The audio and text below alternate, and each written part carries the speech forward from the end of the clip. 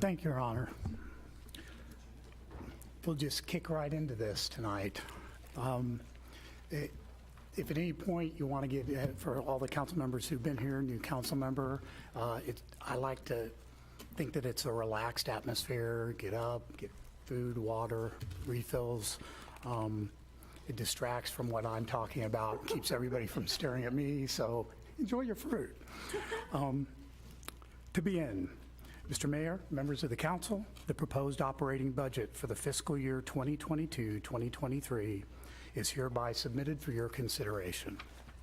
This budget has been prepared using a modified zero-based budget and target-based budgeting approach.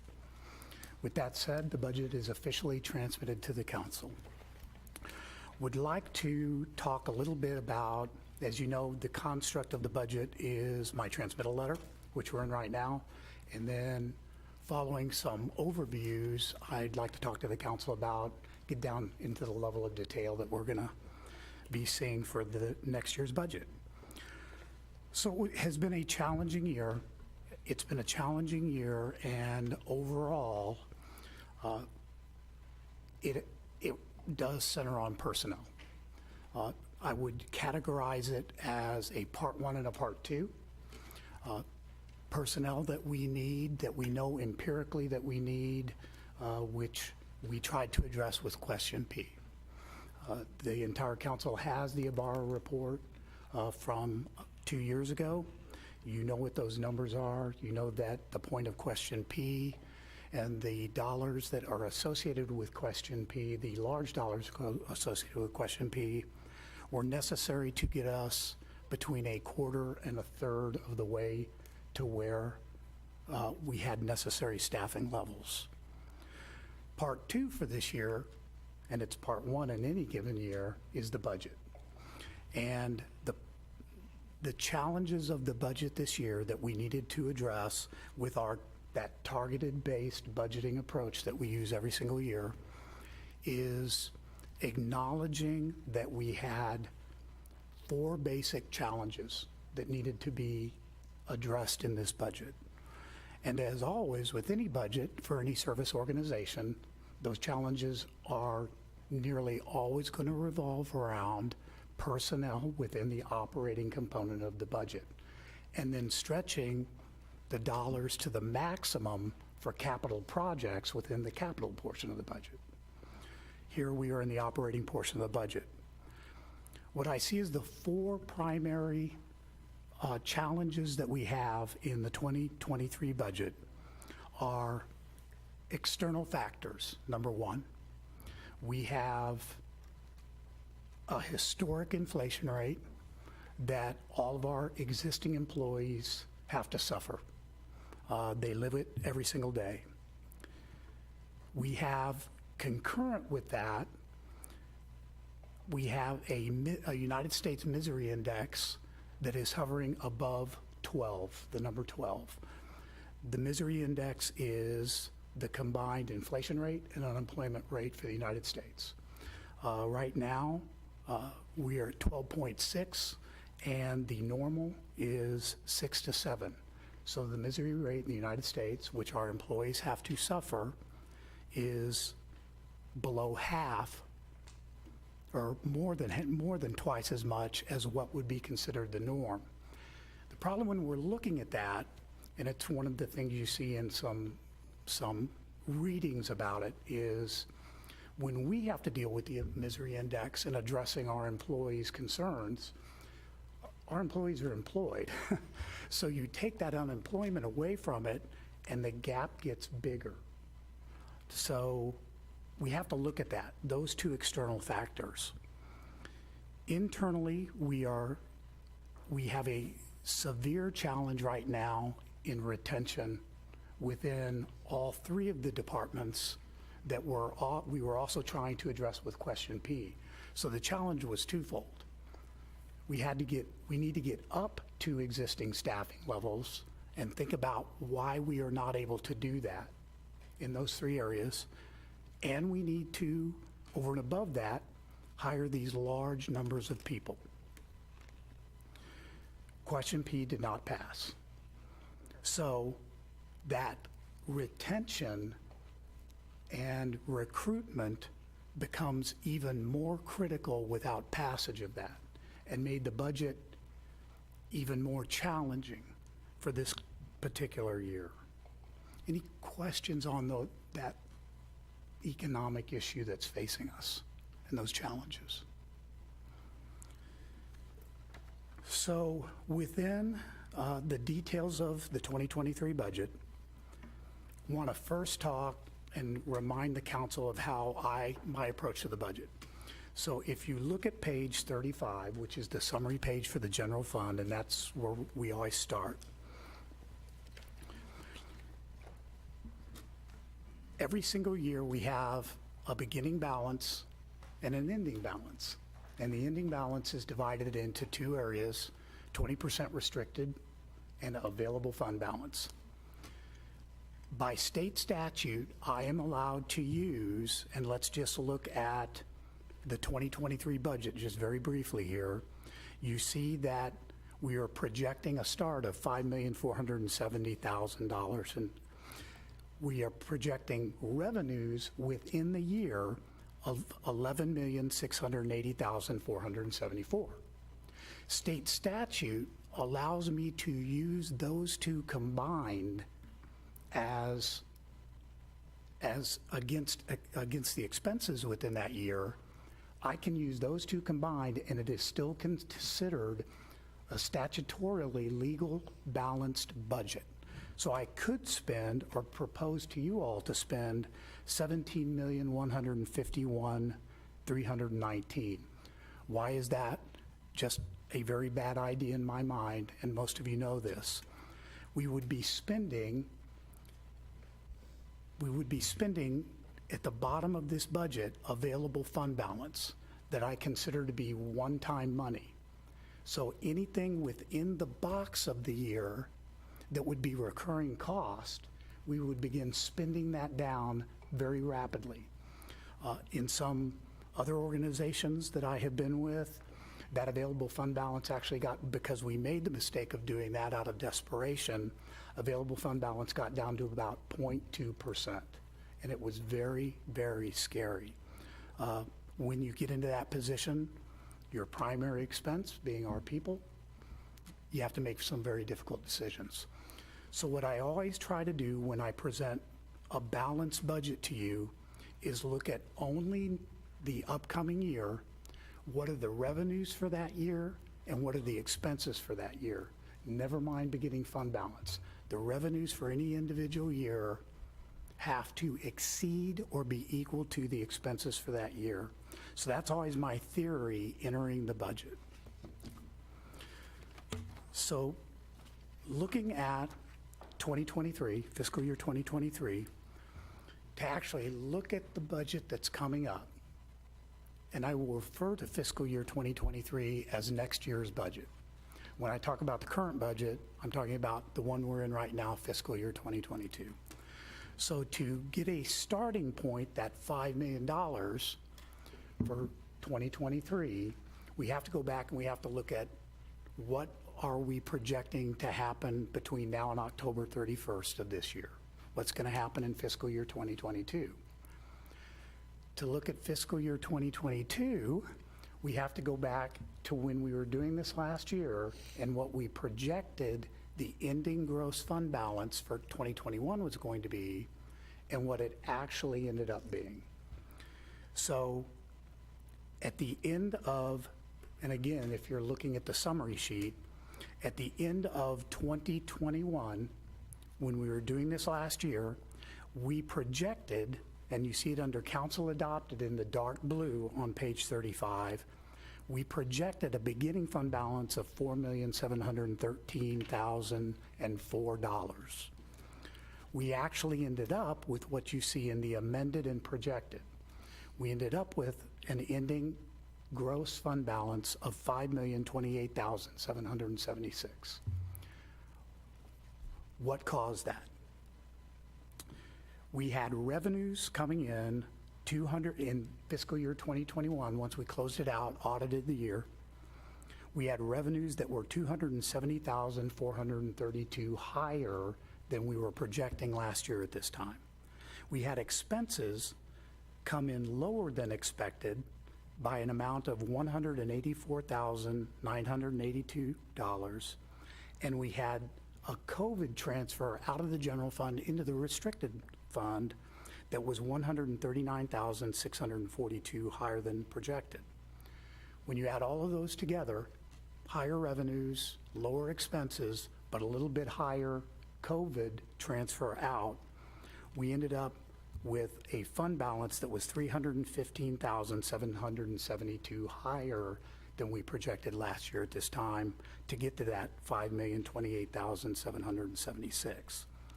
So that is how we actually started 2022. Any questions on that beginning fund balance? Great. So in the current year, fiscal year 2022, revenues are projected to come in $850,838, 8% higher than what we had budgeted for this year. Significant compared to some of our projections for last year. There were 3 items of note, and they're especially of note because they're going to impact what I'm going to be telling you about fiscal year 2023. Yes, sir. Just check for clarification. You still project this budget and projected revenues for the year, not counting any of the new businesses that are not yet online. Is that correct, sir? In fiscal year 2023, I'll get to that one too. Understood. Thank you.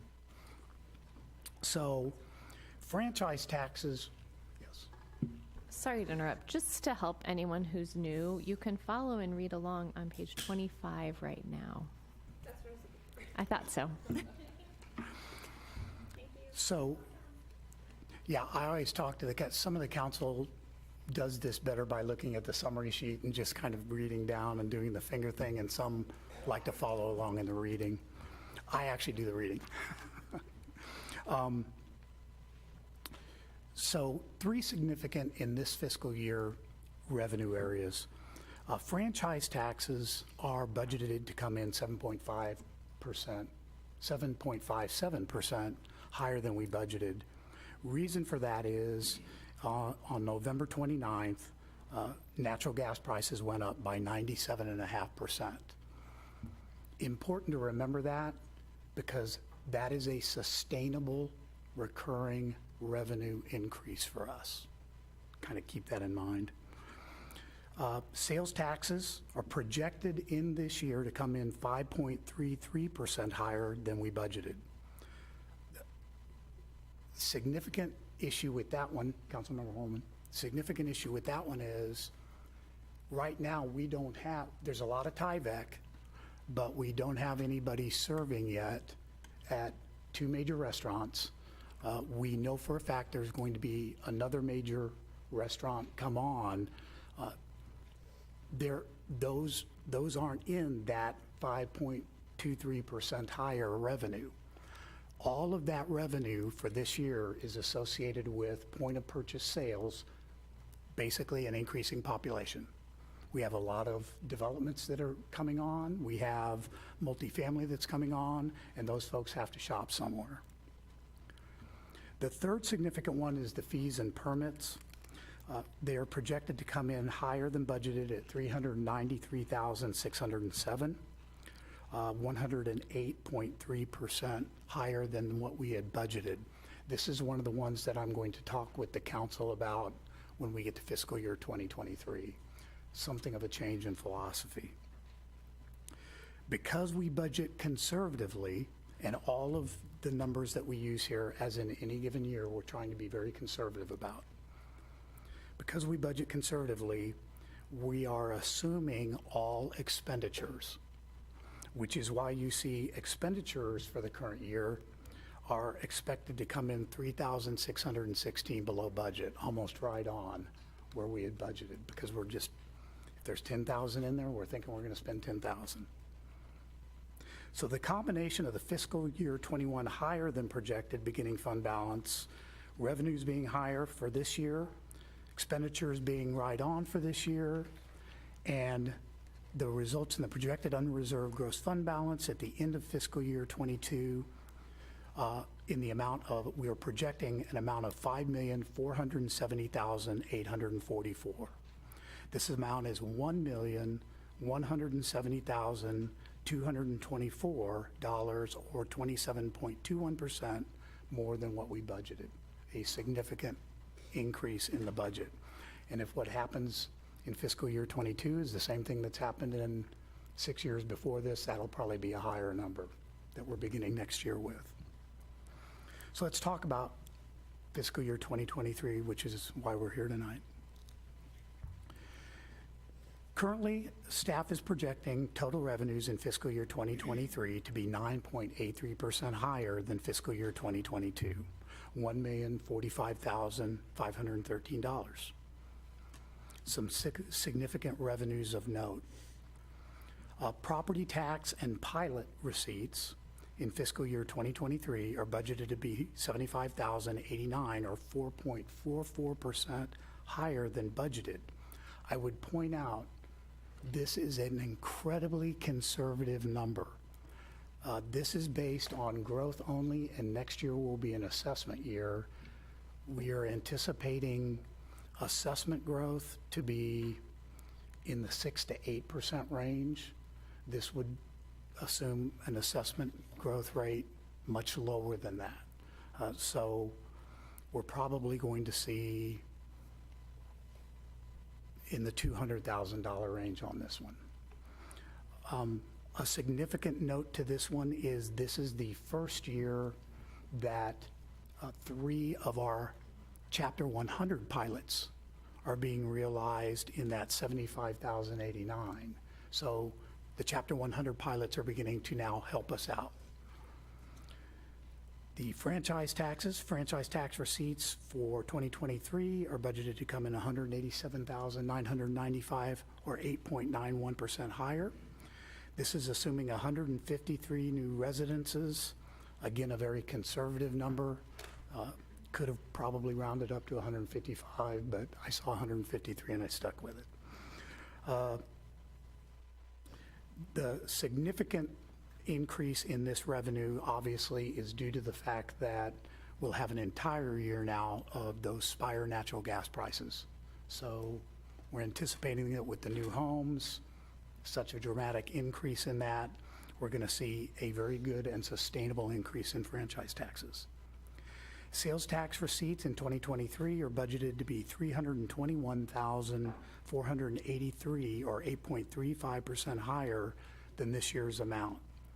Obviously, that's significant.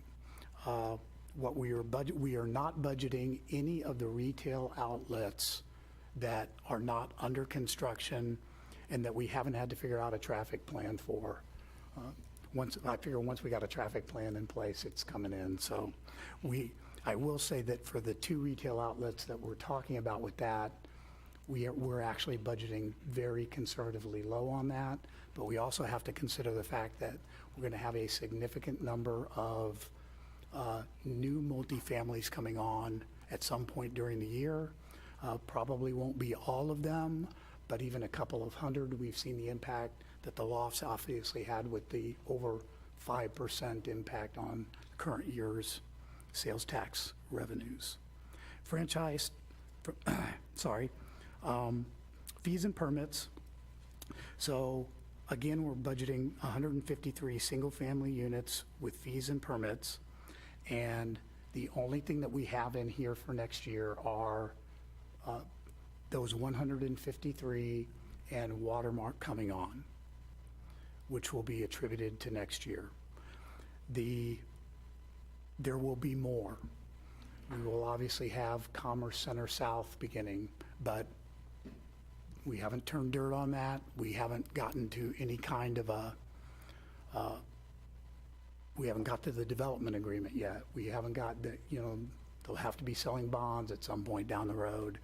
But we know that those are going to come on, and when you're talking hundreds of thousands of square feet in warehouse, up to millions of square feet in warehouse, we're going to be seeing some significant revenues here.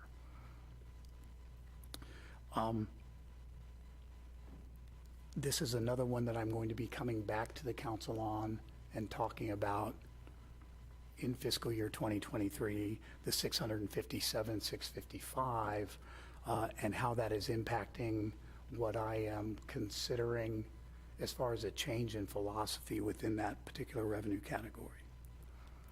Municipal court, revenues have been sluggish. If you look at the current year in municipal court, they're just having trouble catching up. We still suffer from Senate Bill 5 and how much we can actually charge there, in addition to the fact that there's just not as many cases yet. We would hope that this is going to end up being conservatively low, but we've been bitten 2 years now, so worries me a little bit about going overboard on that particular revenue. Transfer from the transportation fund into the general fund. Each year that we make this transfer from the transportation fund for transportation-related expenses, specifically street department expenses. Transfer from the stormwater sales tax fund. Of course, the older council members, for the new council member, we have a park stormwater sales tax that's in place. By virtue of the ballot language, council will remember 40% of the revenues from that go into the park sales tax fund, 40% go into the stormwater sales tax fund. Council has discretion over the remaining 20%. For the past several years, only excluding the first year of COVID, for the past several years, those funds have been split evenly, 10% to parks, 10% to stormwater. Staff is once again recommending that. The stormwater funds are from the stormwater sales tax fund, are then some of those funds are transferred over into the general fund for the costs directly associated with our stormwater department that is funded out of the general fund. Transfer from the enterprise fund. Next year, that transfer, which is only associated, and there is a formula for that transfer within the enterprise fund, and you can read all of the detail associated with the two different methods that we could use, and the reason why we use the method that we do, because it's more direct and more exact to actual costs. For next year is anticipated to be $1,123,664 directly into the general fund for general fund costs directly associated with support of the enterprise fund. Capital project, this is another one that I'll be coming back to you all on and talking about a change in philosophy on. For fiscal year 2023, the budget contains a transfer from capital projects that are being done by the city of $122,519. This fluctuates dramatically every year. We have gone from everything to just doing a set amount associated with street preservation to actually applying capital funds. Council will remember several years ago, the engineering department undertook a significant portion of actually overseeing those projects and doing the engineering associated with those projects. I have limited with this 122,519, not to all the capital projects we're going to be proposing to you all. This 122,000 is only associated with the recurring capital projects that we do, example being the sidewalk program, street preservation, the stormwater projects, maintenance of thoroughfare routes. Those projects add up. Every single year we do all of the engineering on them. Instead of paying 6% to an engineering firm, we need to reimburse the engineering department for the costs that are associated with that. That's what the 122,519 is. So to talk about those revenues and some changes in our philosophy and some changes in the expenditures that are going to impact next year's budget. So moving forward from 2023, as I had indicated, the Chapter 100 projects are going to begin paying the city money and the other taxing jurisdictions money. Those amounts are only going to be going up from here. They are recurring revenues that we're going to be seeing. I point that out loud. I know the council knows this, but for the sake of the public that might be watching, there is, and at least one of the council members and I have had this discussion, the optics of Chapter 100 are somehow that we are taking money out of the taxpayers' pockets to pay the developer to do this. That is not what occurs. We give the developer an incentive. Instead of paying us $100 a year, they pay us $10 or $20 a year, but they have to promise what they're going to do with the $80 they don't pay us. They have to use that for infrastructure buildup.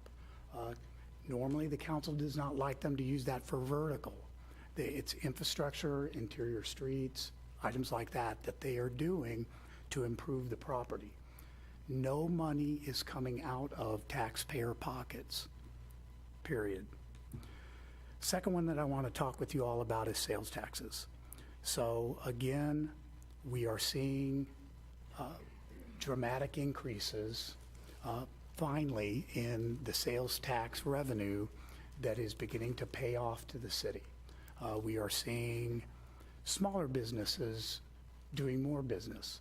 We are seeing the fact that our population is growing and growing quickly. Point of purchase sales, again for 2022, 0 vertical structures, all point of purchase sales, and a 5.33% increase in our sales tax revenues. That's comforting to me. Fees and permits is one of the items I wanted to talk to you all about. So in past years, I have been very, very conservative about budgeting fees and permits. I have taken the housing only, the single-family housing starts that we're going to be getting. We have dropped those down, and I have only used that amount when I've been presenting a budgeted amount for fees and permits. For 10 years, that amount has been about twice as much as what I have budgeted. I've had to tell myself to change that philosophy, painfully.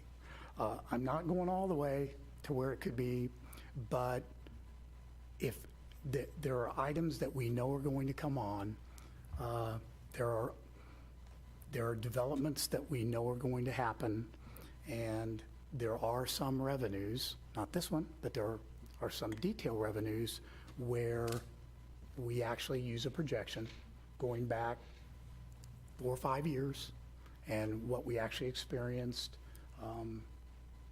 I tone it down from that, and so I am, the issue with it is we have needs that need to be met, and we have personnel needs that need to be met. And I am comfortable considering that a recurring cost to meet those personnel needs, because it's been a decade. And rather than have them go into available fund balance at the end of the year for one-time expenditures, let's be realistic. It is, in my mind, it's okay to be conservatively realistic. It's not okay to be a conservative fanatic. So I'm giving on that one. I hope you all don't mind. And then I've spoken to you about the capital projects. I feel like it is a conservative recurring revenue as long as it is going to be out of a project that we are budgeting for every single year. I will not budget the 6%, and it would simply be a boost to this out of one of the capital projects I'm going to present to you that is just a one-time capital project, but we're still taking the 6% for it. That would be over and above the amount that we're going to be budgeting in 2023. Any questions on the revenues? How has the change in the excise tax for cable users changed via the state law that is diminishing that ability for us to collect that excise tax? So when the Wayfair Act passed, one of the caveats that was in there is another section of it was that beginning in 2023, the franchise tax that we could collect on video would begin going down over the next 5-year period until it was half of what it currently is. So we passed the Wayfair Act, which was a good thing, but the balance to that at the state legislature was, but we're going to take this revenue away. It remains to be seen, sir. We will see at the end of next year, but we Well, did account for it. and that was due to the legislature's view that they wanted those taxes to balance each other out. Right. In other words, if a city were to pass a question P, then they would lose this revenue source because then it would have balanced out. And that's why, you know, it is somewhat hurtful to us without the question P passing, because Without there will be question. some diminishing revenue. We, in that particular category, I would say, thank goodness for Spire, or the franchise tax category would be in a world of hurt, for sure. Because of bumping gas Yeah. prices, yeah. And then we're going to, so that's the revenues for 2023. Now moving into the expenses for 2023, we want to start by saying, just talked about these 4 revenues and talked about, you know, everything that's impacted that's impacted my thinking in making a proposal to you all, and how that is what I'm going to call, and what I called in my budget message, a sustainable, recurring economic bump for this city. Because people are moving here, businesses are coming here, that's great. We have another one that's a little bit more subtle, and that is, we have had a number of, at high-level positions, we've had some changeover this year. And with that comes salary differences. Those are recurring, because got to start back at the starting line, if you will, for some of those folks. And those are recurring expenses, but they're lesser recurring expenses for all of time that those excellent people are here. So just wanted to, those 5 factors are in my mind as I propose a budget that I hope addresses 2 things. Trying to get quality people in here to fill the vacant positions that we have, that we know we need, and retaining the quality people that we have. This budget affords us that opportunity, I feel like, and allows us to put a really tiny Band-Aid to at least give our boots on the ground folks some degree of hope that we're not giving up on getting the people that they need to help them out. So to begin the conversation about expenses for fiscal year 2023, I am proposing to the council that all employees be stepped through for their merit, and that the entirety of the salary chart be improved by 10%. I feel that this is a 2-fold necessary step in proposing it to the council. Sounds like a lot, puts us on par. The mayor called me about 6 weeks ago one morning and told me something that we already knew. We have a number of our surrounding communities that are in the high single digits to low single digits on what they're proposing. Some of those, the reason that they're proposing those high numbers is they've gone a couple of years without doing anything. Some of them, that's not the case. Some of them just know they need to do it to keep up with what's going on as far as that inflationary factor coming in. The second item, within this existing budget, and it has been 15 years, I am proposing to the City Council that we conduct a full-scale compensation classification study. We already know from looking, the Mark study has become, I don't want to say useless, but I'm going to. A number of cities have dropped out of the Mark study. It started with COVID and it's gotten worse. The numbers are unreliable, and people during COVID changed titles around. We don't have matching titles anymore. we can't use that to get solid black and white information. We do know from empirical evidence that that study is going, the first step of that study is going to be, is everybody classified right? And then if they're classified right, what does that range look like compared to your competition? Our competition is no longer other cities, even in the MARC area. Our competition and the challenge we have isn't even regional anymore. It is private and it's national. And we just keep seeing it. I know I heard, can't even remember from who, just this past week, Firestone is down to one mechanic. People are just leaving. Where they're going, I don't know, but we've got to figure out a way to keep the quality people we have and attract that same level of quality to the people who've been loyal. Health insurance, at this point in time, within this budget, we are budgeting a 5% across the board increase in health insurance. They continue to tease us that at some year in the very, very distant future, I suppose, they're actually going to get that number back to us before I have this meeting tonight, and they never do. I don't know why. Loggers, this year and next year, loggers is actually going down. That is quite rare. The nice part about that one is loggers is a very healthy expense for the city to take care of our folks. As the council knows, we are what is called a fully contributory, which means our employees don't pay anything into the loggers. The city pays for both sides of that.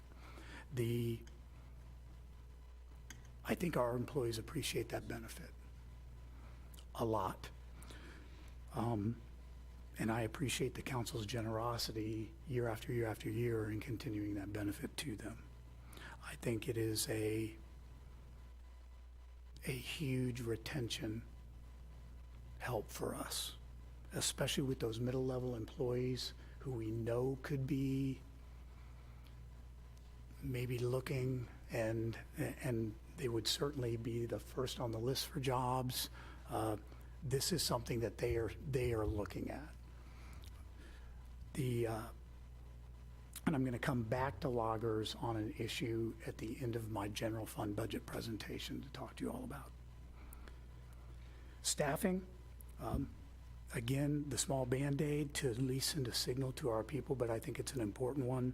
The 2023 budget proposes one new police officer's position and one new public works worker one to come on. You will note that for our boots on the ground folks, that is missing one of the three legs of the stool as far as a person is concerned. I'm going to come back and talk to you all about that. In addition, and this was actually on my radar all the way back when we did the tour of the lofts and the warehouse and Compass Health. And several of you commented on the millions of square feet that we have one building official inspecting. And that's only going up. It's going to be millions and millions that one official, that department is eventually going to have to be more than a one-man operation. The person who is in there now has achieved a degree. He has achieved a number of certifications that put him in the master category within that. I thought we should probably look down the road to having both a supervisor and a building official within that department to handle because all of the commercial is handled within that one-man department. So I propose that to you all. This budget proposes the elimination of one position. There is pain in the budget to get to these things that I have just proposed to you. Fortunately, it is a position of attrition. It also proposes redefining another administrative assistant position to help out in two of our departments, the department that lost the administrative position and our court department, which is in need of personnel. There were some proposals there. We actually have some people on the chart that we don't use or pay for on the chart. So this is a cleaner method to get to the necessary manpower within there, rather than bringing from here, bringing from there. This particular budget begins a new era in proposing to you all a recruitment and retention bonus. The recruitment bonus would be, and this, I want to be real careful about how I define this. The recruitment and retention bonus would be for all 3/4 and above personnel who are non-contracted with the city. The recruitment bonus would be $2,500 at 6 months and $2,500 at 1 year. It would not include, at Chief's recommendation, it would not include persons who we put through the academy. That is a very, very large dollar amount, and there's other stipulations put on those contracts when they go to the academy for recruitment purposes. And then each year on the 5-year anniversary, as I've been putting it to everybody, instead of getting either a mug or a vacuum cleaner or whatever you choose for your 5-year anniversary, we're proposing a $5,000 bonus. That is not associated, that $5,000 bonus is not associated with the salary chart. So it does not end. Andy Elliston's been here 40 years going on 45. When he gets to 45, I don't know what his gift would have been out of the catalog, but we're going to give him $5,000 if you all approve it instead. Those are the personnel issues that I am proposing to you all for fiscal year 2023. Any questions? Those are significant issues, so if you have any questions about them, we'll be talking about this for the next 2 months, but if anything arises, those are significant changes. Jim and I have talked about them quite a bit. I think they are extremely beneficial for us moving forward, but I wanted you all to have the opportunity to say something here. I just don't want to push this on without talking about a little bit more, if there are any questions. Reg? I don't have a question, but I just have a comment. Just to use a very, you put your money where your mouth is when it comes to recognizing the staff. We've lauded and applauded staff and the efforts they put in, and the residents have rewarded them with recognition at the national level, and you've taken the due diligence to find ways in the budget to, in a very tangible way, show that support, and I appreciate that. Hopefully the rest of the council does as well, finding a way that even though question P didn't pass, but we're finding a way to incrementally retain and recruit the best to be in this community. So I appreciate that.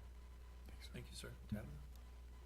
I had a question about the recruitment. Whenever you said the 3/4, for those of us that don't really know exactly who all and where, what do you mean? Can you give me a little better idea of? We have a 3/4 time employee. When you hit 3/4 time, you're eligible for benefits with the city. And so basically anybody who has benefits, anybody who's non-contracted. Yeah, Kevin? Thank you. I had a question about the retention bonus. Is there anybody exempt from that, or is that all city employees? Every city employee who's non-contracted, sir. Yeah, John? I love the retention bonus, and I know you've mentioned before that it was something that's coming down the pike for probably most cities. Are other cities in our area doing this now, or are we kind of the first? How do we compare and contrast with our peers in the region on doing bonuses? There are some who do them, but they primarily drive them to recruitment bonuses. Recruitment bonuses alone don't work. You get a lot of skipping. Yeah, I've never heard of anybody doing the 5-year, and I think that's wonderful. So Thank you. Anyone else? Yeah, Jay? I would concur with Councilmember Townsend's comments. We spent about $500,000 of taxpayer money on the command vehicle. That vehicle's no good if we don't have people to drive it, use it, and demonstrate it to folks. They're our greatest resource. We have the best staff around. We've got to take care of them. I think this is a great plan. Good, Joe? Thank you, Mr. Mayor. I also agree this is fabulous because in the reverse, without this, you may be looking at like a situation I had this morning. I got to meet 32 new colleagues, I guess, and because many people in our organization went somewhere else and made an increase of close to $10,000 for this year. So it's always money that truly allows our employee to decide what gift do they want to choose for themselves. We don't know them well enough to get them the best gift. Sometimes you can't even get your father a Father's Day gift. They know what they need in their home, and this will certainly help them stay here. Martha, do you follow up? Sorry, on the staffing, you talked about the police officer and public works, but it also on here states 2 additional staffing, but then we're talking about cutting staffing here, so I didn't know, the staffing. The 2 additional staff we're bringing on are a police officer and a Oh, public I works. gotcha, okay, so they weren't separate, they're two. Thank you. Thank you, sir. I list a number of departmental notes. Obviously, a significant number of those are going to be associated with the increases that I am proposing to you all in the salary chart, and we've plugged all of those through. Two in particular that I would like to draw to your attention this evening. Under finance on page 28, you will see that that a significant portion of the finance office increase has to do with credit card fees. And I bring this up to the council every year. We are analyzing this. I will not be making any recommendations to you before the beginning of the fiscal year. But the budget for credit card fees is well over $100,000 a year. That when somebody comes into the window, we have a number of vendors and contractors and developers who pay their fees and permits using a credit card. I don't feel, we are trying to figure out now if, and for anybody who's had to deal with a credit card processing company, they're very difficult. They have a lot of rules and regulations. We're trying to figure out if somebody comes to the window and they're wanting to pay their $50 water bill, if we can still keep paying a portion of their credit card fees, but don't allow our payment of that portion of a credit card fee for a developer coming in and doing a $500 payment or a $1,000 payment to us, if the credit card companies will allow us to do that in some way. We would collect, the possibility is we would collect enough for another position. If we could do that. Sir. Oh, sorry. Kevin? So effectively, what you're saying is our taxpaying citizens are treated the same as somebody outside coming in. We treat everybody the same as far as credit card processing. That's correct, sir. And you're looking at a process maybe that would change that. Citizens would have basically taken care of outside would be an additional charge or something to mitigate that. We would continue to pay that portion of the bill for a citizen making a utility bill payment that we currently do. We would not allow vendors with those large dollar amounts. And honestly, because we do it too, If a vendor is coming in here and using their credit card to do that, it's because they want the 5% cash back for the company. That's why they're doing it. What they're paying in here in that fee, or what we're paying for them in the fee, is nothing compared to the 5% cash back they're getting by using those. Questions on that one? This particular budget, I am proposing to the city council that the transfer from the general fund to the park fund be maintained and increased. For years, it has been $100,000. I am proposing that that be increased to $150,000. Parks, like court, is going to be a little bit slower coming out, but Parks has also, when I propose all of these great things for our employees, I'm proposing them for all of our employees, and that includes Parks, and it takes them longer to catch up. They have to program, and they have to try, and Mr. Mustine and his senior staff sitting behind me here are working very, very hard to come up with cost recovery at historically high percentages that we will try to get to a spot in 2023. They're working on it now. Get to a spot in 2023, a targeted amount, and then go up from there. I have given them the very aggressive challenge of 85% cost recovery, which would put us well ahead of anybody in the metropolitan area. The expansion items included in this budget: 1 police officer, 1 public works worker, 1, a laptop for the summer camp workers. Those are the ones working over at the rack. It would be very useful. The reason it's out of the general fund is because IT buys all of those items.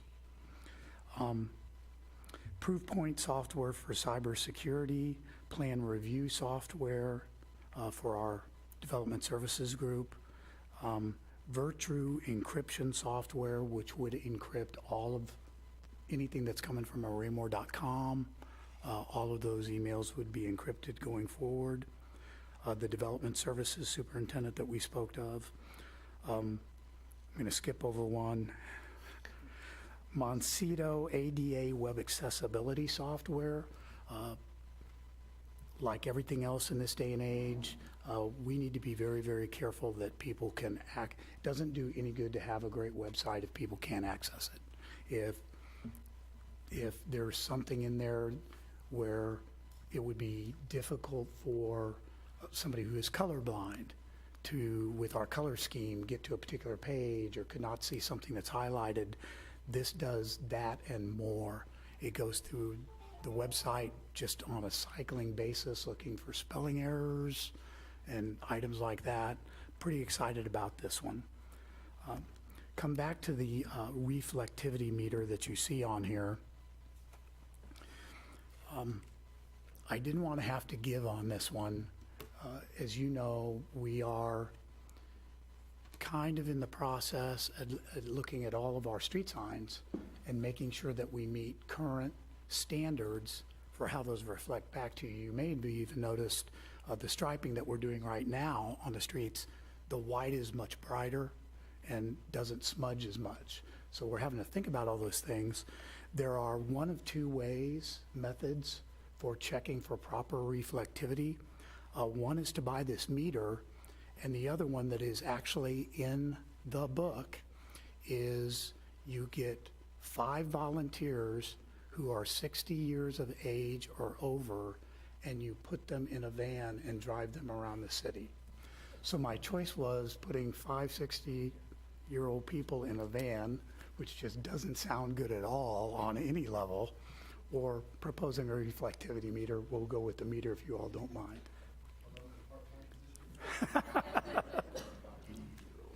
I think we only have to feed them, sir. There were no There were no formal expansion items proposed to me that are not included within this budget. Again, a lot of this is, we have to be very cognizant that we're giving short staff and frankly overworked staff right now the tools they need to make those jobs easier, which is why I've proposed all of these to you. With all that being said, in the general fund, the ending fund balance with those revenues and those expenditures, and in consideration of the beginning fund balance, the gross fund balance at the end of 2023 is projected to be $5,549,013. After withholding the charter required 20% of $2,265,461, that leaves us with an unrestricted available fund balance at the end of fiscal year 2023 of $3,283,551.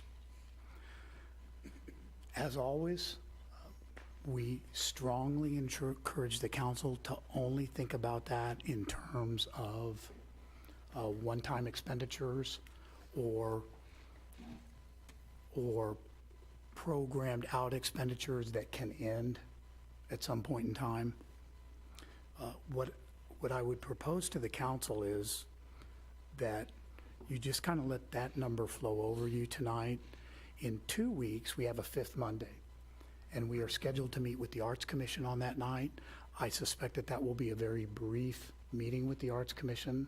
We'd kind of like to use that meeting after the Arts Commission leaves to talk about available fund balance and council philosophy and some ideas that I might have relative to that particular amount of money, if you all are okay with that, rather than breaking right here and talking about it. Terrific. Does anybody need to break, or can I move on to the park fund? On the retention item and the software, is that? I got you. Thank you. The software that's identified on here, is that enhancing our protection against ransomware and malware kind of things, or is that? Absolutely, sir. Seeing how that's been in the news in recent months, I was curious on our posture in that, and this would get us in a better position, I would assume. Absolutely. Okay, thank you.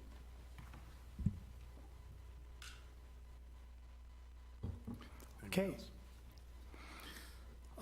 As always, the park fund, with the exception of the personnel issues that are associated with the park fund, the park board sends me their budget, knowing that there'll be some changes associated with personnel measures that I do. If that budget is balanced, when they send it to me, you get it the exact same way that they sent it to me. So you're seeing what they have already prior approved. Revenues within the park fund for fiscal year 2023, again, this year, and you all have had first reading on it, the levy for the park fund is proposed to be 11 and 19/100 cent per 100 of assessed valuation. Of every dollar of property tax that gets paid by Raymore residents to the city, 8.99 cents goes to funding Parks and Recreation. That particular levy will generate 27.66% of their total revenues in 2023, or $474,916. Program revenue is estimated in 2023 to account for approximately 40.31% of all the revenue in Park and Recreation Fund, or $692,235. That 40.31% shows you how aggressive trying over the next several years we're going to have to be to get to 85% cost recovery. Park Sales Tax Fund transfer, in addition to the general fund transfer being proposed to go up by $50,000 as we continue to complete GO bond funds associated with the parks and are able to budget within the Park Sales Tax Fund some long-awaited projects. That fund can bear in fiscal year 2023 to have the transfer into the park fund from the park sales tax fund increased by $50,000 to $400,000. And Mr. Mustine is proposing that. Transfer from the general fund, again, as we discussed earlier, increasing from the $100,000 to the $150,000. Parks and Recreation expenditures are budgeted to increase from fiscal year 2022 in an amount of $141,385, primarily associated with the personnel costs that we've just now talked about, and there have been significant increases associated with program offerings, increasing those, and officials have just been out of sight this year as far as increases are concerned, and honestly, it's really tough to schedule them. I mean, they can go almost anywhere. Expansion items that were proposed within this particular budget are a horticulturalist and a facilities events coordinator. As I had said to the council, noticeably absent from boots on the ground proposals is a Parks Worker 1 compared to the other two. Mr. Mustine and I are in concert on there is still a need. We are one of the items that could meet one of those needs is the facilities events coordinator. Mr. Mustine has been tasked with proving up to me that that individual within a 3-year time frame can pay for themselves. And there are a lot of give and take on that, but he thinks he can do it. He has started the preliminary research associated with the position. We know how much the position would cost. The question is, how many other expenses are associated on an annual recurring basis with that position? Very simple example. That position would have to be a presence at these wedding shows that they do. Going into a wedding show, you got to buy a table. You got to have enough of a presence that you're seen. What are the costs associated with that that would add to the recurring cost for that person that we need to put in? He is working on those numbers now. That would be one proposal and maybe an additional proposal to one final item that I'll talk to you all about at the end of the operating fund presentation. Enterprise fund, any questions in the park fund? I'm sorry. Okay. Enterprise fund, of course, the enterprise fund is the business fund of the city, thus the clever name of enterprise fund. We operated, as the council is aware, on a strictly cost of service model.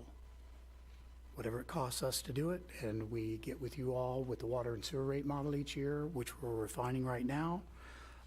The only thing we charge is what it costs to provide water and sewer and leave a modest fund balance at the end of the year, just in case, to go along with the 20%, because there are certain things that, especially in this fund, tend to arise each year that can be on an emergency basis and might stretch our enterprise capital maintenance fund. Revenues in the fund are mainly from water and sewer sales and the fees charged for solid waste collection, which is also within this fund but a separate part. The fees for next year that we will be proposing coming up to the City Council are an 8% increase in the water rates and a 48-cent increase in the sewer rates, for a blended rate increase of 56 cents. That seems large, but you're about to find out why we have to do it to meet cost of service. Expenditures, we have one and one only source for our water, that's Kansas City Water. The budgeted amount for that purchase is $2,233,165 in 2023. KCMO has let us know that They are going to be imposing a 5% increase on us. They have not had an increase in a number of years. Early discussions have me believing that that is going to go up next year as well, possibly in the same amount. Sewer, the cost for treatment from, Is that percentage increase for just us or for all of their customers? all of their customers. Thank you. Sewer, of course, our sewer, we pay Little Blue Valley Sewer District on a volume basis, and we pay Middle Big Creek Sewer on a per connection basis. Little Blue Valley is going up 5% in 2023 to $1,567,802.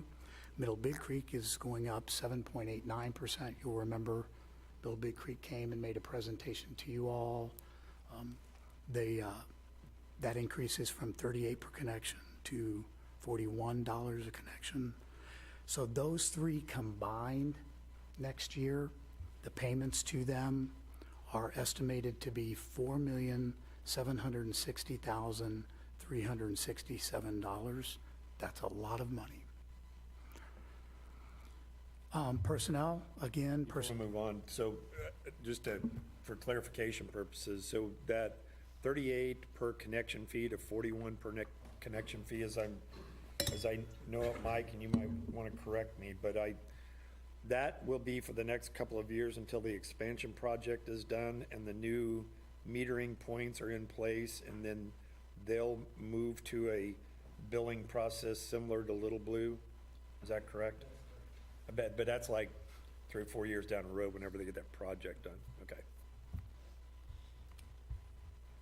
Just want folks to know that we're and not going to stay just with as a that reminder connection to the fee. council, they came out, they made the presentation to you, we did the resolution, then we had to come back and do the resolution again that called for this particular increase.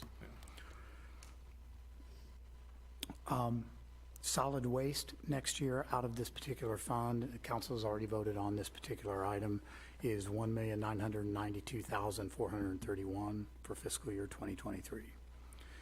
Again, every year, the enterprise fund makes a transfer out to the general fund, as I've already discussed with you all within the general fund discussion.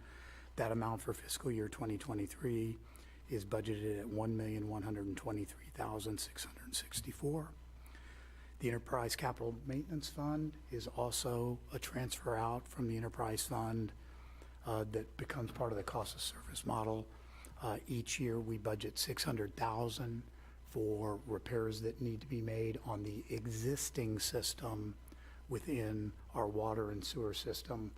Any new items that have to be brought on, say a new water tower or whatever, those come out of either the water connection fee fund or the sewer connection fee fund. The only expansion items out of the enterprise fund are 1/2 of the public works worker comes out of water, 1/2 comes out of sewer. I'm sorry, 1/4 comes out of water, 1/4 comes out of sewer. And then in the general fund, 1/4 of that public works worker comes out of streets and 1/4 comes out of stormwater. Any questions on enterprise?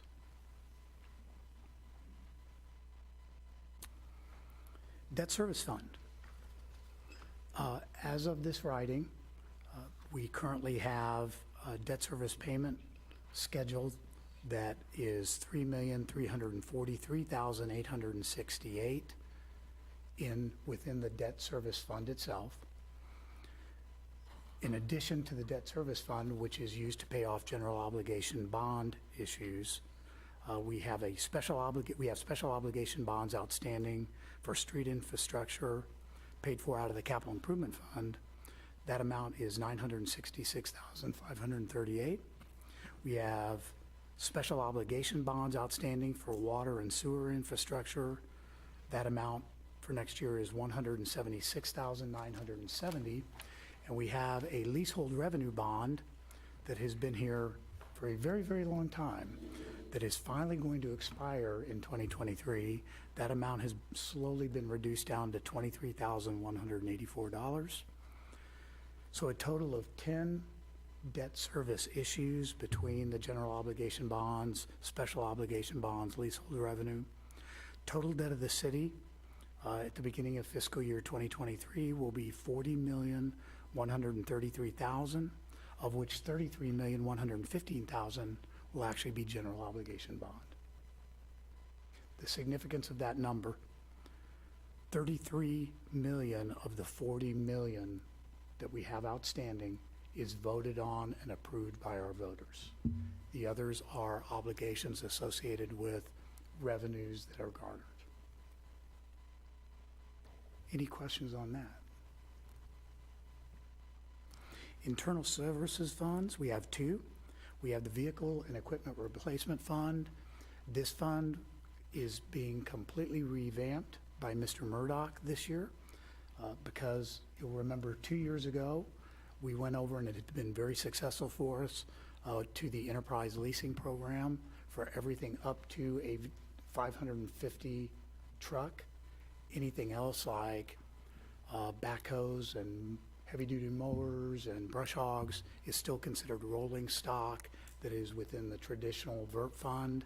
But now that we have those two blended, we're kind of going back, taking a look at and revising the formulas that we use for the VERT fund, making sure all the vehicles are updated and in place for that particular fund.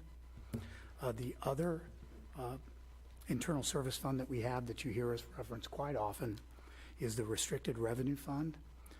And the Restricted Revenue Fund is on page 257 of this budget. You can kind of see all of the different amounts within there that we collect for. For instance, we have a $7,000 amount each year that we put into the Restricted Revenue Fund and then pull out each second year so that we can pay for the citizen survey that goes out. So that amount has been transferred back in the general fund this year to make that particular payment.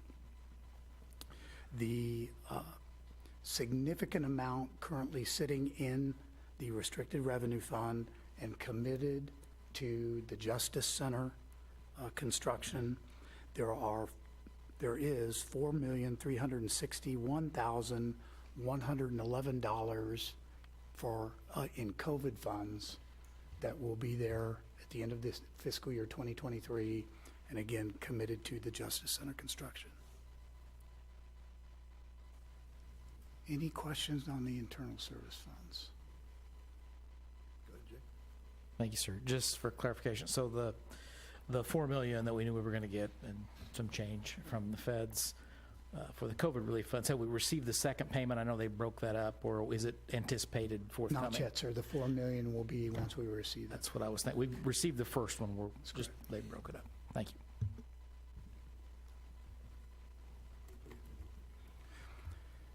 So that concludes this portion of the presentation on the operating funds. Would like, if the council would indulge me, to go back to the general fund summary page on page 35.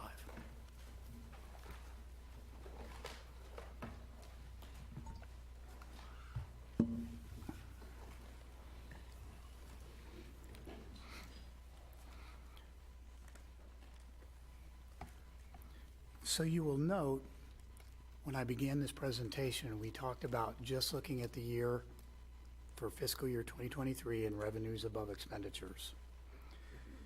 If you look down to the bottom of city manager proposed, before we get to fund balance after transfers, you will see in light green there that revenues over expenditures proposed are $78,167.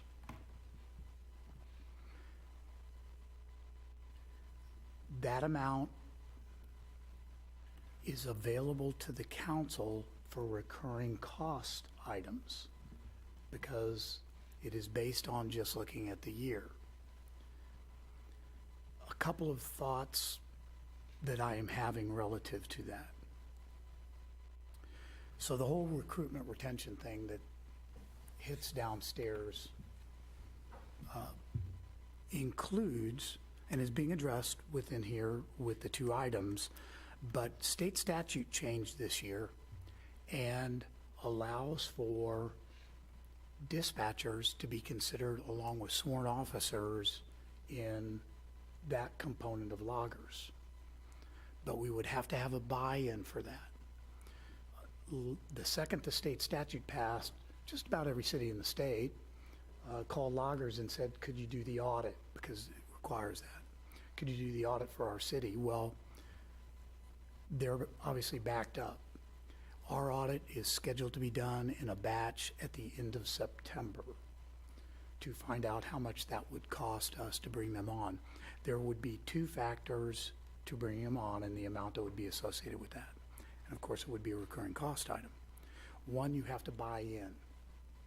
So they've been making a payment here that needs to go up to here. What does that mean for them?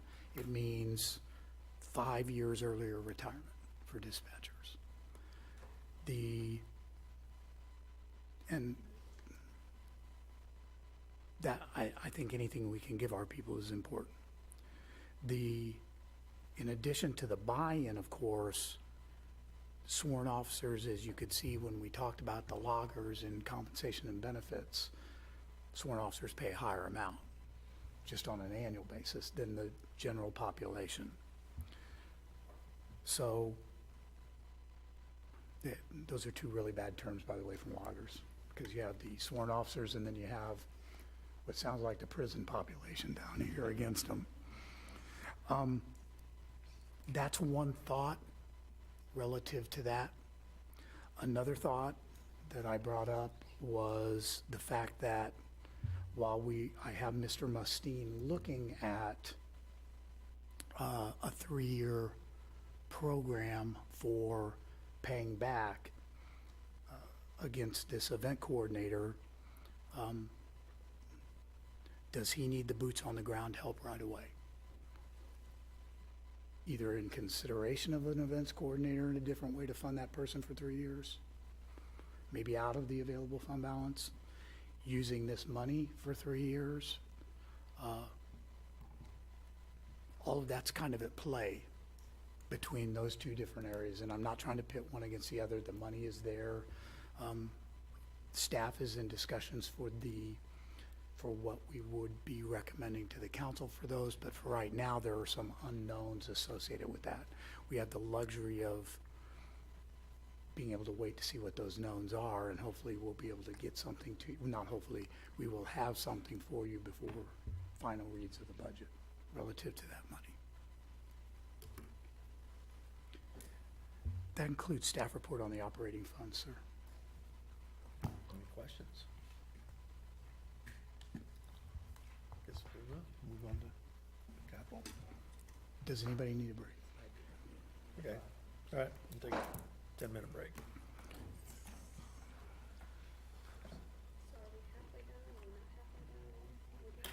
Little over half.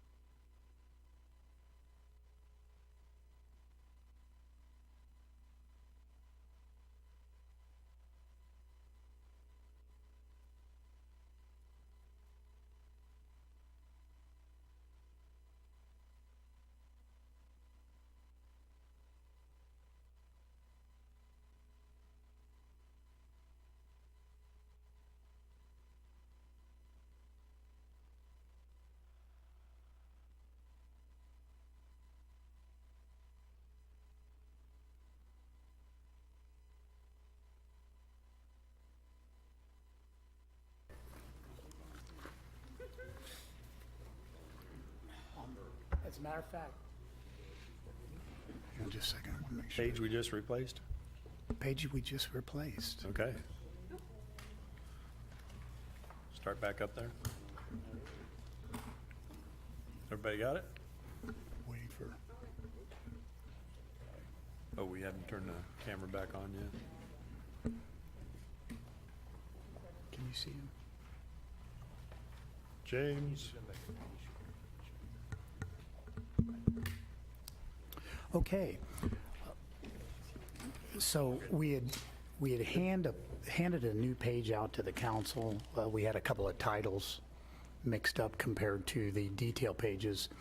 The page that I always reference is the summary page on page 276, which is a listing of the proposed capital projects in both the CIP and the capital fund, and would remind the council or inform the council, you'll remember that our capital projects are based on a 5-year CIP, which is fiscal year 2023 through 2027.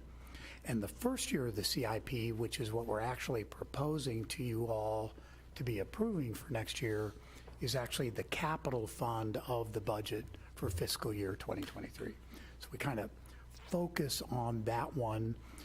The CIP and the capital fund are scheduled to go before by statute, they have to go in front of the Planning and Zoning Commission for their approval prior to it coming to you all for final approval or for their recommendation prior to coming to you all. And that is at the first meeting of the Planning and Zoning Commission on the 6th. Is that correct, Mr. Grass? Of September? Do you want to try to talk? Did I put you on the spot? I'm sorry. Because your mouth looks full. All right.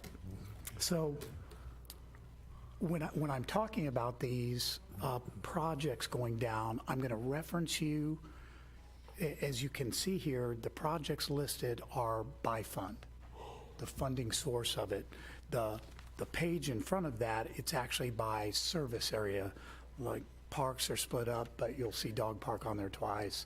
What I like about this one is it actually tracks back to, it's more fiscally prudent. You can see that we actually have the funds to pay for the project in 2023. So I'll be referencing the page in the fund that is associated with that with each of the projects. So out of the Building and Equipment Replacement Fund, the BERT fund, if you go to page 280, which is just behind there, you can see the two projects, and the two projects that are associated and being paid for out of the Building and Equipment Replacement Fund are server replacement program and video streaming servers. We have a lot of servers in the city of Raymore, and we have been taking these out of the IT fund, but it's a large enough amount of money, and that is why the Building and Equipment Replacement Fund is there. They're a hard piece of equipment that is used year after year in these, and so what we are proposing is $15,000. We currently have 8 servers associated with this program. We're talking about replacing 2 of them a year, and then every 5th year starting over. The video streaming servers, we have cameras, and you've probably noticed, we have cameras at the shelters, and we have cameras in Hawk Ridge Park, and we have cameras at the rack in the exteriors. The video streaming servers for $34,032 calls for servers just to serve those cameras so that we know the service there is going to be reliable and get the streaming picture back here to where, because all those cameras are monitored out of dispatch. We propose to spend on the dog park, and we've kind of already discussed these 2 funding mechanisms.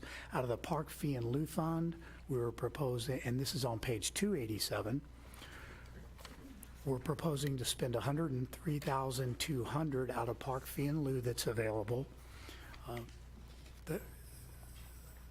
Again, the park fee in lieu is an amount that is paid by a developer into that particular fund in place of actually dedicating land for parks.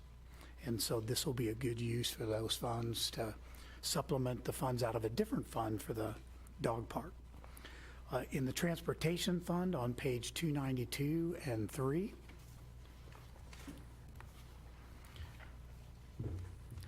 we have the annual curb replacement fund out of this particular fund, and remember, we also take curb out of stormwater, but out of this particular fund, $424,000. Street preservation, $848,000. Right-of-way infrastructure repairs, $159,000. Roadside trail maintenance, $25,000. Sidewalk replacement program of $330,000. And the one that is non-recurring each year out of there, salt dome pad repairs, and you can see from the picture there, that pad is deteriorating rapidly. $74,200. That $74,200 also involves, so the day that that picture was taken, I have some concerns because the day that picture was taken, we were on about 8 or 9 days without rain. And that's a lot of water to still be sitting there 8 or 9 days out of rain. So they're also going to be looking at the subsurface on there and trying to figure out where that water's coming from as part of this cost. You see the Transportation Geo Bond Fund. Kurzwell Road is now in the programmed year, $1,103,000. I-49, 58, $3 million. Geo Bond streetlights, $1,102,000. There's obviously going to be during fiscal year 2023. Oh, and those are on page 302 and 3.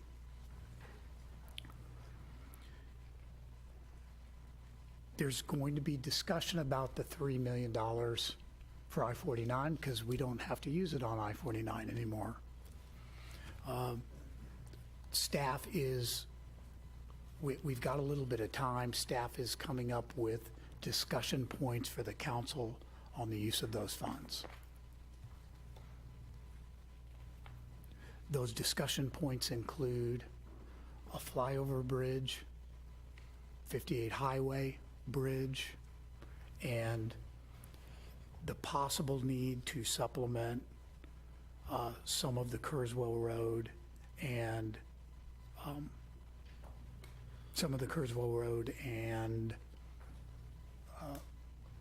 Ward Road now, cost constructions due to the delays. So just to let folks know that might not know, especially our audience, that $3 million was generated through a general obligation bond, and those will be dedicated to transportation needs and infrastructure alone. They can't be used outside that particular category. Is that correct? That is absolutely correct, sir. All right. Yeah, we could only use the GEO bonds from this latest issue on parks projects or transportation projects, and they have to stay in the lane that we advertise the money for. So in this case, transportation only. This $3 million has not yet been drawn down, so we haven't issued these bonds yet. So we have a great deal of flexibility right now. Okay. On page 306, excise tax fund projects. Oh, and by the way, we have finally begun the streetlight project. In fact, a few of the streetlights that were associated with a smaller project in Silver Lake have already been installed, and we're just waiting now on Evergy to get the loop made between the boxes so that those lights can be activated. Within the excise tax fund, of course, each year we have maintenance of major thoroughfare routes, and we propose those along with street preservation, sidewalk program. Those are proposed each year in the spring to the city council with staff's reasoning on why particular roads are being included. We have $350,000 for Dean Avenue access management. Want to talk about that We've expanded the project that was the Kentucky Road, or the Kentucky Median Project on 58. That's now been expanded, and we kind of touched with the council on. We've turned that back down Dean Avenue for a total access management program. It doesn't do any good to look at one, not the other. So the study associated with that is what you see in 2023, 350,000, and then you actually see the median and the access management projects coming on then in 2024, the year after, for $700,000 to complete that project. Walmart has been being very good to work with, very cooperative, because you'll remember from the diagrams, preliminary proposal would be to put a stoplight there that would be a cross stoplight on Dean Avenue about halfway down in the Walmart parking lot.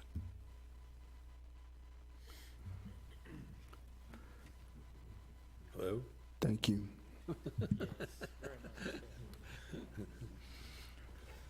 Excellent question, sir. I was worried for a minute. Capital Improvement Fund, page 312.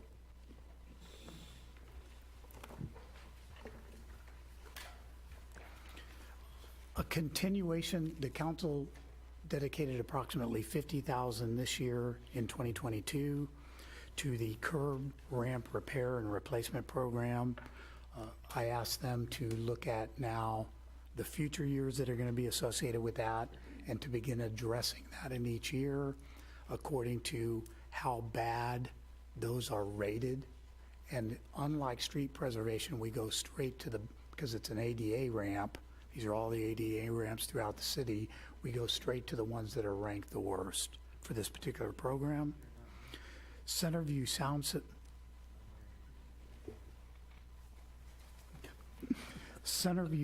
System upgrades. Some of you may have noticed at the community conversation that we have a little mic drop issue. Mr. Mayberry has been working diligently on getting that fixed. The initial repairs were pretty successful. I can turn my head and I don't have to actually have my mouth on the mic at this point to have that working. Pretty effective, but you may remember, in addition to those those Shure mics that we're holding, there's Levolure mics that can clip on. Those are working perfect. The problem is, and Mr. Mayberry can explain it better than I can, but there's two different gains associated with those two types of mic. And so we have, because everybody uses the handheld one and not the Levolure, we've set the gain to work with the handheld ones. And like I say, they're working pretty good. I've put this in here as an amount to address those Levolure mics, because occasionally we'll still have somebody over there who's like a minister at a wedding who likes to have it clipped on. So we need to address those to make sure that both types are working equally as well. The Mayor's Christmas tree. The Mayor's Christmas tree that we had has over the years deteriorated much more rapidly than we thought. This calls for the purchase of the Mayor's Christmas tree and then out of Parks Operations.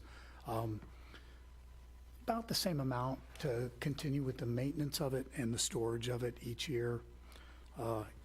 Here, closer to the city of Raymore, so we are not shipping it back to the East Coast each year.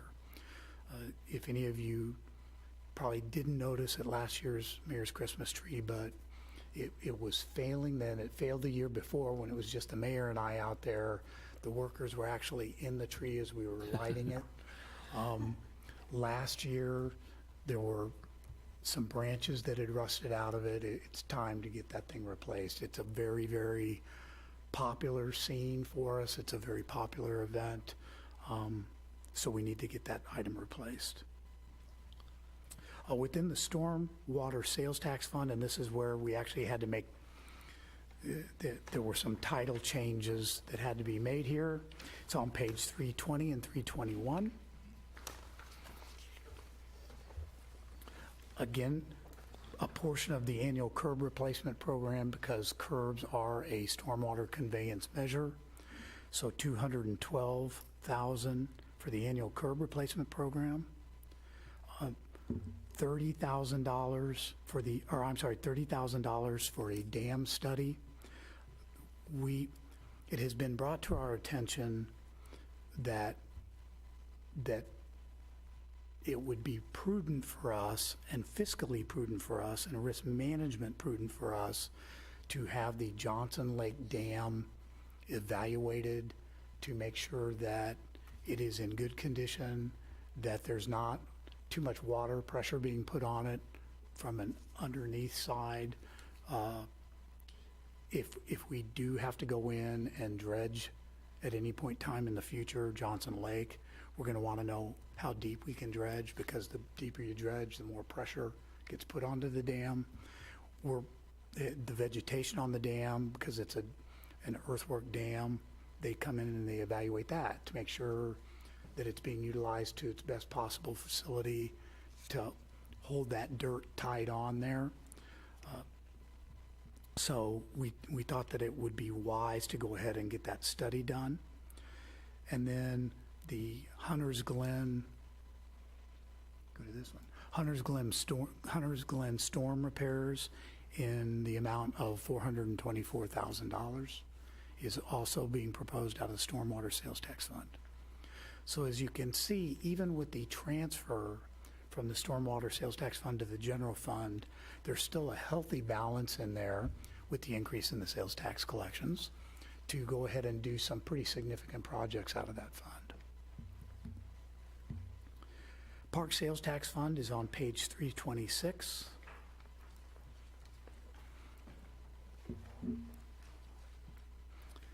From here is the $350,000, which is added to the $103,200 for the dog park.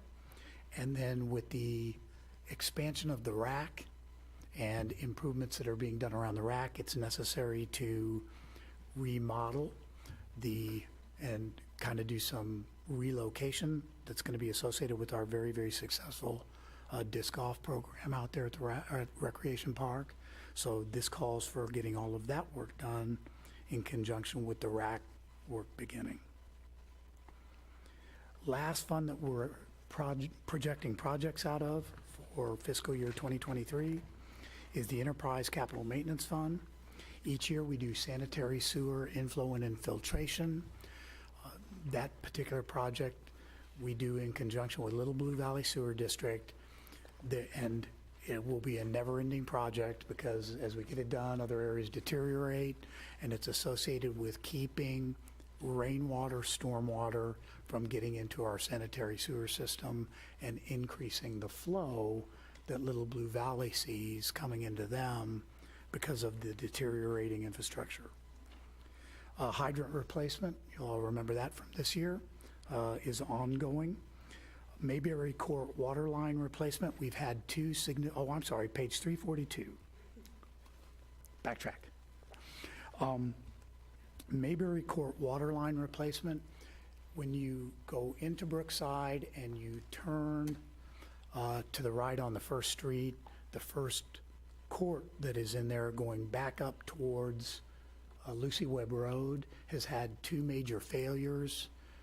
We think that it is, we don't think, we know that it's a very acidic soil that is not reacting well with the ductile pipe.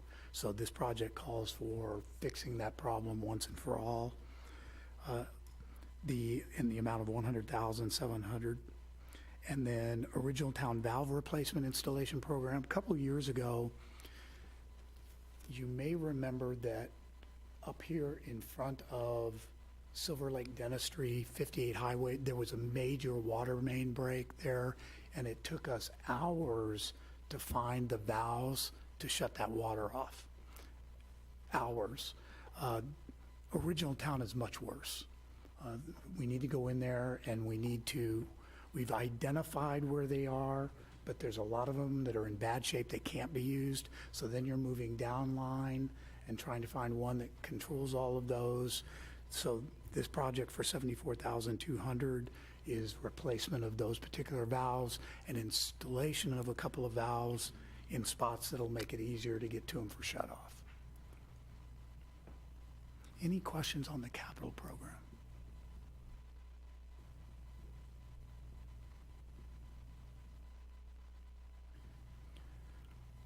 That would conclude staff report on the capital program this evening, sir.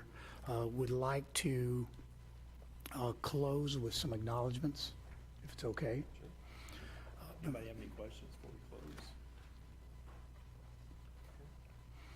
close? We have a lot of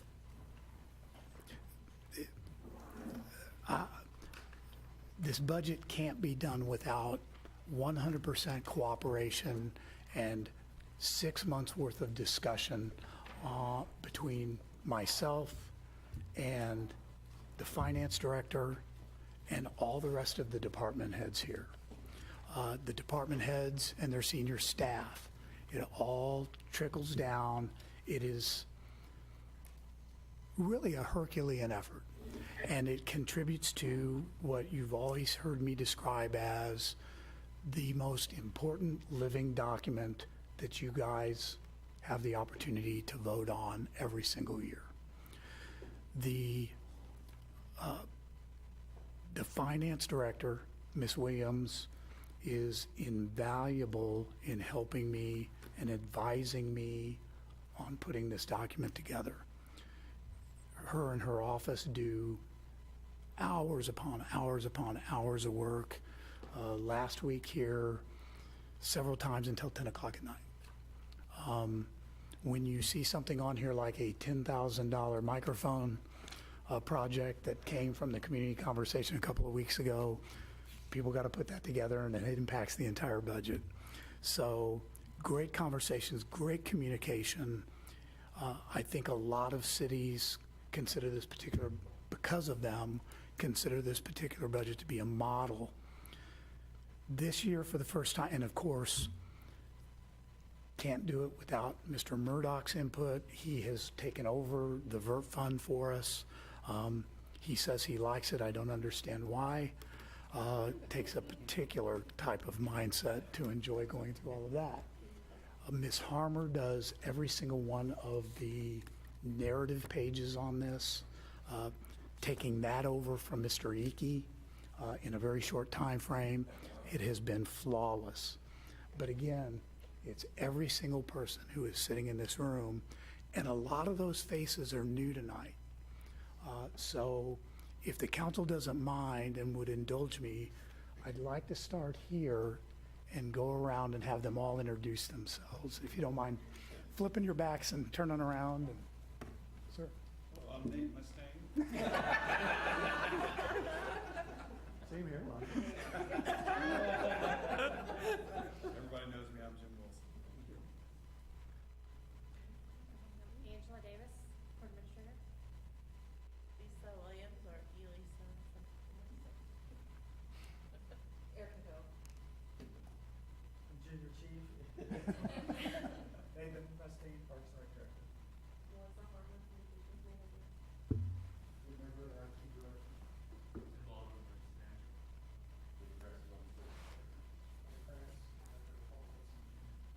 And I talked about senior staff. We have senior staff with us tonight. Didn't have to be, wanted to be here to hear the presentation. Again, a sign of flawless communication on these people's parts. Sir. Alan Delgado, Captain Number Operations Police Department. Steve Rulo, Park Superintendent. Jerry Lewis, Recreation Superintendent. Of course, we had the commissioner here with us tonight, as he always is, keeping an eye on things. He'll be the next person to see this capital fund. I thank you all for your indulgence for us this evening. I hope you are as excited about the budget as I am every single year. Again, it's the living document that makes everything happen. So I thank you for your indulgence of the last 2 hours, and that concludes staff report, sir. Thank you, sir. There are no final questions from anyone? Yes, Mr. Holman, final statements? Just a comment, sir. Mr. Fearborn, since you've been city manager here, this has been the easy, it's the biggest thing that we do, but it's the easiest thing we do because we don't have to sweat because you do it for us. This one, though, sir, I think is the Arc de Triomphe for you. This is a bold, inspired, yet very fiscally responsible budget that meets the needs that the citizens are asking for and the vision that we have been pursuing for some time, sir. Well done. You and all of the staff, very well done, sir. What do you mean? Yes, Sonia? I just always feel like we should end this presentation with a round of applause for you and your staff. Yeah, very well said. Yeah. But I do have one thing to add. So the elephant that's in the room is question P still. And I think a lot of people feel like, well, if he can present such a great budget to you now, why did we need question P? As you saw, there's only 2 additional people, and that has been because we've worked this budget pretty hard to make sure that that we are able to recruit and retain the people that we need, because people is the basic service that the city provides.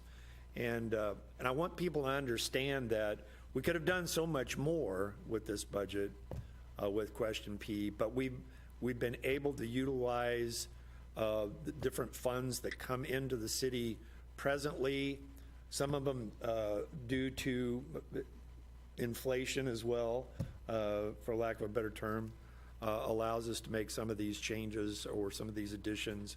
But it would never, we're not able to do what we talked about with question P, which is add the number of people to the budget that would have significantly changed our ability to serve the community.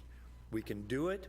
We can do it with a great budget now, but I think you need to understand the differences between a great budget and the question that was proposed are 2 different things, and people need to understand that. But anyway, that's all I have, and if anybody else have anything?